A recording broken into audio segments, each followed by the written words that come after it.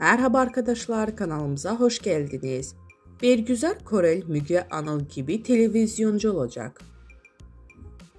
Gazeteci Birsel Altuntaş'ın haberine göre Bergüzar Korel daha önce ertelenen Kanlı Yayın adlı dizi ile kamera karşısına geçiyor.